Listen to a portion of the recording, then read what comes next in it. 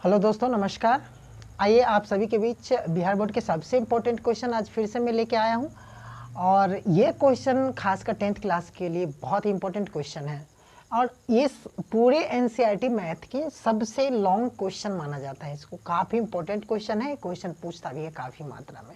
तो देखिए, क्वेश्चन कहते हैं कि नाव की जो है, एक नाव है जो 10 घंटे में धारा के प्रतिकूल जो है 30 किलोमीटर जो है चलते हैं तथा धारा के अनुकूल जो है 44 किलोमीटर जाती हैं।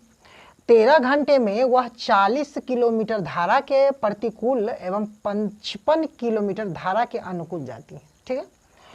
धारा की चाल तथा नाव की स्थिर पानी में चाल ज्ञात करना है। यानी कुल मिला के मुझे ये समझना है कि धारा जो है, यानी ये जो धारा की चाल है और नाव की स्थिर पानी की जो चाल है वो ज्ञात करना है मुझे। तो सबसे पहले इसमें कुछ रीजन है वो समझ लीजिए। कारण क्या है, एक तो इसमें कंडीशन है कि प्रतिकूल क्या होता है और अनुकूल क्या होता है। ये काफ़ी इंपॉर्टेंट क्वेश्चन है इसमें। तो सबसे पहले तो हम मान लेते हैं कि माना कि स्थिर जल में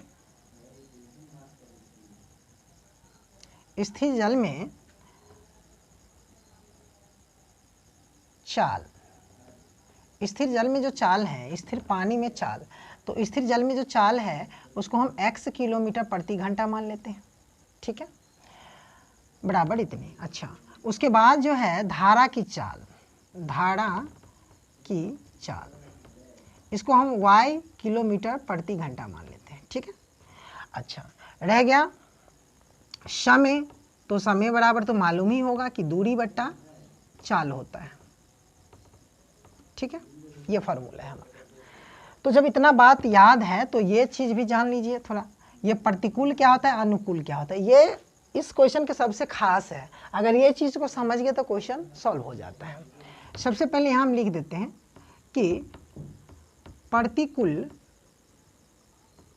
का मतलब माइनस होता है, जबकि अनुकूल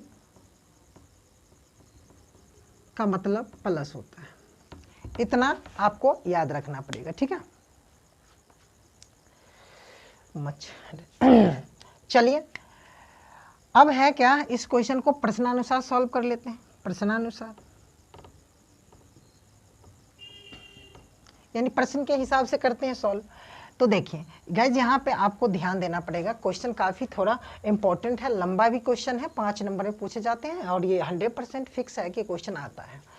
तो आइए प्यार से इसको सॉल्व कर लेते हैं। प्रश्नानुसार हम देखते हैं कि यहाँ पे जो है 10 घंटे में धारा के जो अनुकूल है वो 30 किलोमीटर जो है चलता है।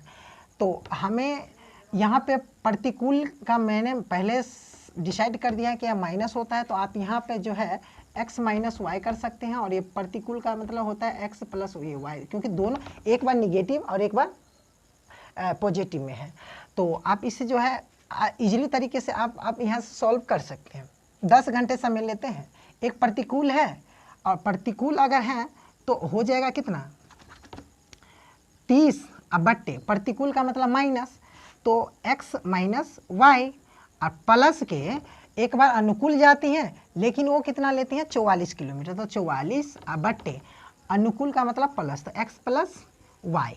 ये दोनों कितने घंटे में समय लेता है, तो 10 घंटे, तो बराबर 10 है ना। इसको यहाँ तक हम छोड़ देते हैं। उसके बाद नेक्स्ट पॉइंट आता है। नेक्स्ट पॉइंट है इसका कि अब जो है 13 घंटे समय लेते हैं। 13 घंटे में वो क्या करता है, तो 40 किलोमीटर धारा के प्रतिकूल जाता है और 55 किलोमीटर जो है अनुकूल चलते हैं। तो देखिए 40 किलोमीटर जो है यहाँ पे क्या है, तो प्रतिकूल है यानी माइनस है, तो माइनस वाला ले लेंगे x माइनस वाई। अब प्लस, अब चलते हैं अनुकूल मतलब प्लस वाला, तो 55 अब प्लस वाला कितना है, तो x प्लस वाई। और ये दोनों कितना समय लेता है, तो 13 घंटे, तो बराबर 13 घंटे। यहाँ तक क्लियर है। चलिए, अब इस क्वेश्चन को थोड़ा इजीली तरीके से सॉल्व करने के लिए हम क्या करते हैं, देख सकते हैं कि x माइनस वाई इसमें भी है, इसमें भी है, तो इसे हम मान लेते हैं, इसको शॉर्ट बना लेते हैं ताकि ये क्वेश्चन ज़्यादा लंबा ना हो। चलिए, लेकिन फिर भी ये क्वेश्चन लंबा है क्योंकि एक 5 नंबर है भाई, मायने रखता है। चलिए, अब यहाँ क्या करते हैं, इन x माइनस वाई को और ये जो 30 है इसके अपॉन में 1 ले लेते हैं और इसको हम p मान लेते हैं, ठीक है। जबकि इसे देखिए प्लस वाले को तो 1/x + y को हम q मान लेते हैं, ठीक है। यानी साफ है कि इन सभी को मैंने p मान लिया है और इसका q मान लिया है। और दोनों में देख सकते हैं यहाँ पे माइनस है, यहाँ प्लस है, यहाँ भी माइनस है, यहाँ प्लस है। तो आप इसे जो है आप क्या लिख सकते हैं, तो यहाँ पर 30 है तो 30p इजीली तरीके से आप लिख सकते हैं। इसका तो अभी हम इंड कर दिए, समाप्त कर दिए। जब p और q का मान निकल जाए तो आप आराम से सॉल्व कर सकते हैं। प्लस ये 44 है तो 44 और इसका हमने क्या माना है, q माना है प्लस वाले के, तो ये q हो जाएगा बराबर का 10। चाहो तो आप इसको कॉमन लेके सॉर्ट कर सकते हैं। 2 से कैंसिल करेंगे 15 हो जाएगा, फिर 2 से कैंसिल करेंगे तो 22 हो जाएगा और इसका 5 हो जाएगा। कहने का मतलब है कि 15p प्लस 22q बराबर 5, ये हमारा समीकरण फर्स्ट बन गया, ठीक है। अब है क्या, इसको सॉल्व कर लीजिए। ये है कितना 44 और इसका p हो जाएगा प्लस ये 55, ये प्लस वाले तो ये हो जाएगा कितना 55 और इसका हो जाएगा q मैंने मान रखा है प्लस वाले को, है ना, प्लस वाले q माने बराबर 13। ये हो गया हमारा समीकरण सेकेंड। समीकरण 1 और समीकरण 2 ये दो चीज़ रेडी है, तो चलिए इसको सॉल्व कर लेते हैं। अब यहाँ लिखते हैं समीकरण 1 और 2 से, समीकरण 1 और 2 से। उसके बाद जो है समीकरण 1 और 2 से जब सॉल्व करेंगे तो समीकरण 1 देख सकते हैं कितना है, तो 15p प्लस 22q बराबर 5 है। दूसरा समीकरण कितना है, तो 44p प्लस 55q बराबर कितना है 13। तो ये समीकरण मेरा फर्स्ट था, ये समीकरण सेकेंड है, ठीक है। आप इसे देख सकते हैं कि कोई ऐसा भी नंबर है जो माइनस प्लस में अगर कट रहा हो, तो अगर ये नहीं करता है तो इसको हम क्या कर सकते हैं, क्रॉस मल्टीप्लाई कर लीजिए। इसको हम ये कितना है 44, तो इसे हम 44 से हम क्या कर सकते हैं मल्टीप्लाई कर दिए। अच्छा ओ सॉरी, यहाँ पे बाय मिस्टेक हुआ है गाइस, इसलिए इसे ये 44 नहीं है बल्कि ये 40 है, इस चीज़ को ध्यान रखिएगा। तो यहाँ भी 40 हो जाएगा, थोड़ा सा मिस्टेक था यहाँ पे, देख सकते हैं क्योंकि 40 है यहाँ पे 40 किलोमीटर है, बट ये मिस्टेक से 44 लिख गया था, तो हमने इसको सही कर लिया। अब देख सकते हैं ये हमें 40 से मल्टीप्लाई होगा और ये कितना है 15, इससे 15 से मल्टीप्लाई हो जाएगा। तो चलिए इसको हम सॉल्व कर लेते हैं। 40 से अगर 15 को गुना करेंगे तो 15 चौका कितना होता है 60 और ये 0 है तो 0 यानी 600p हो जाएगा प्लस 4 दूनी 8 होता है और 4 दूनी 8 यानी, और ये 0 है यानी 880q हो गया बराबर 4 पंचे 20 यानी 200 हो जाएगा।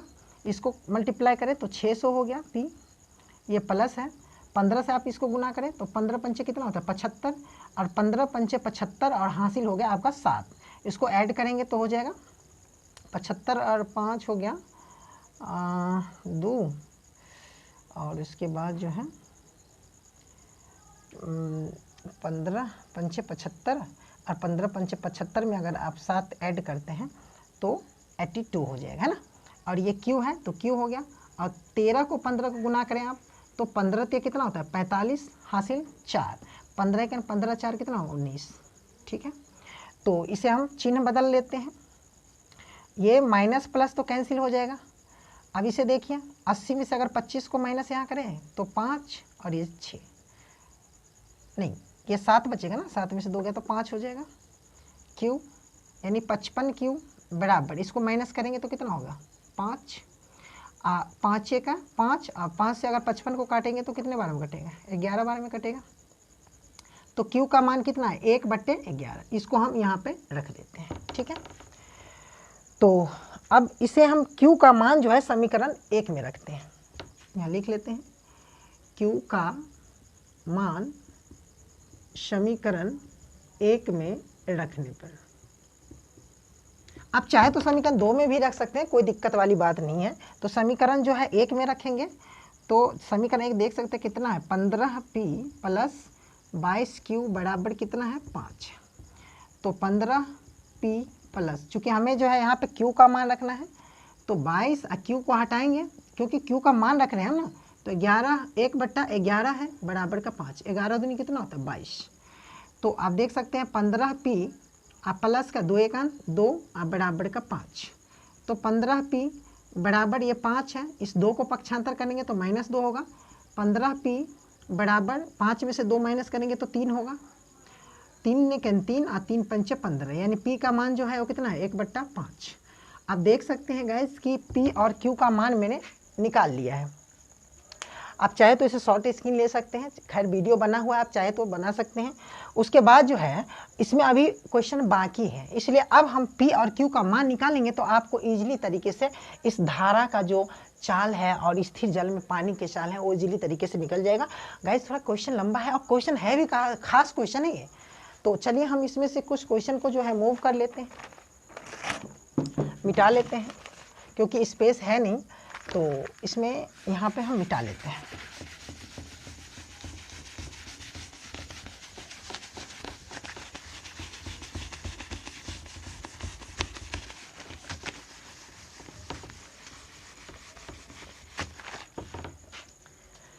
चलिए अब इसको हम सॉल्व कर लेते हैं, क्योंकि यहाँ पे ये मान मैंने पहले से रखा हुआ है और पता है ना किसी को आप न्योता देते हैं तो उसको खाना तो खिलाना पड़ता है, तो इसको मैंने वैल्यू यहाँ पे जब मान रख दिया है तो इसका मान पुट करेंगे ना जी, जब तो हमें x और y का मान निकलेगा। चलिए यहाँ देख सकते हैं 1/x - y बराबर p है और देख सकते हैं कि p का मान जो है 1/5 निकला हुआ है, ठीक है।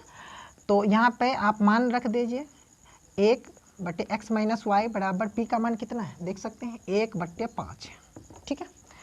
चलिए इसको देख लीजिए 1/x + y बराबर q है ना, तो यहाँ पर 1/x + y बराबर q का मान आप देख सकते हैं 1/11 है, 1/11, ठीक है। तो इसको हम नीचे वाले को मिटा लेते हैं क्योंकि स्पेस रहेगा नहीं।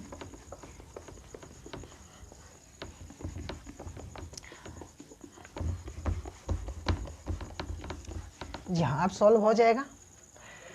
क्रॉस मल्टीप्लाई कर लेते हैं, x - y बराबर हो गया 5 × 5, ये समीकरण हम रखेंगे 3 और इसे क्रॉस मल्टीप्लाई कर लीजिए, 1 से मल्टीप्लाई करेंगे तो x + y 11 × 11 हो गया, ये समीकरण हो गया आपका 4। तो आप देख सकते हैं समीकरण 3 4 रेडी है। अब ये x y का मान आप इजीली तरीके से निकाल सकते हैं। देखिए अब लिखेंगे समीकरण 3 और 4 से, 3 और 4 से, तो समीकरण 3 है x - y बराबर 5, जबकि समीकरण 4 है x + y बराबर 11।